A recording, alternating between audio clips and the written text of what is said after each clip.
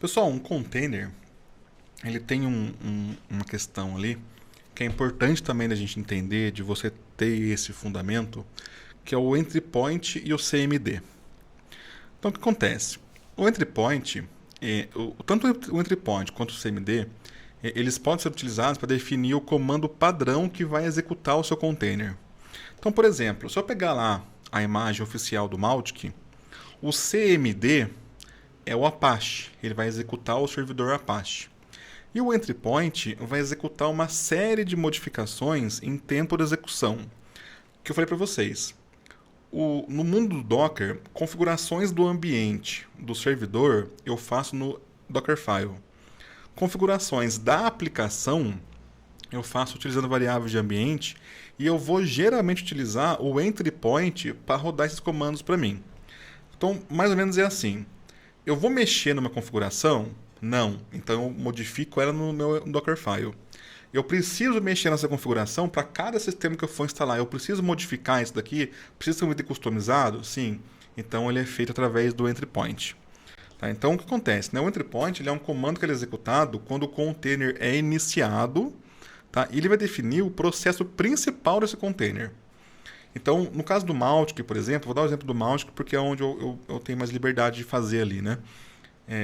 Quando você inicia o Mautic, eu vou verificar se tem atualização no Mautic, eu vou modificar alguns arquivos para você, eu vou pegar as variáveis de ambiente que você definiu, o nome do banco de dados, o endereço do banco de dados, eu vou criar um arquivo de configuração do Mautic. Tudo isso acontece antes de rodar o CMD, que é o quê? É eu startar o servidor web que vai deixar o Mautic disponível para vocês. Tá? Isso aí, pessoal, é muito comum. A maioria dos sistemas hoje que utilizam Docker utiliza esse padrão. O entry point configura a aplicação e o CMD vai efetivamente ali startar a sua aplicação. Seja no caso do Node, né, startar um processo do Node para rodar o seu aplicativo. No caso de sistemas em PHP, por exemplo, ele vai rodar um servidor web que vai servir o seu aplicativo.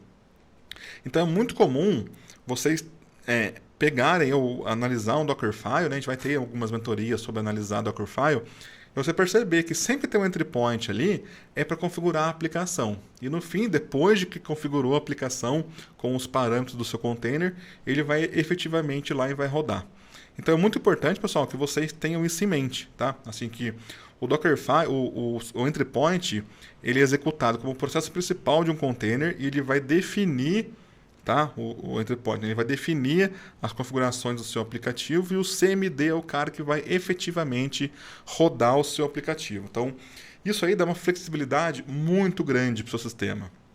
Porque você pode ter 2 ou 3 entry points diferentes para fazer um debug. Então você vai lá, vou mudar meu entry point, eu vou rodar um outro entry point aqui que vai habilitar variáveis para poder deixar o aplicativo debugável. O meu CMD aqui, por exemplo, se eu estiver rodando no ARM, eu vou usar um, se estiver rodando no x86, eu vou rodar outro executável. Então você consegue deixar o seu sistema mais flexível, tá? Bem mais flexível. Então é um conceito interessante. Geralmente o entry point CMD já vem configurado na imagem do Docker e eu não preciso me preocupar com eles. Mas é importante que vocês entendam para que serve cada um deles. Entry point configura o aplicativo, o CMD executa efetivamente o aplicativo ali dentro do container.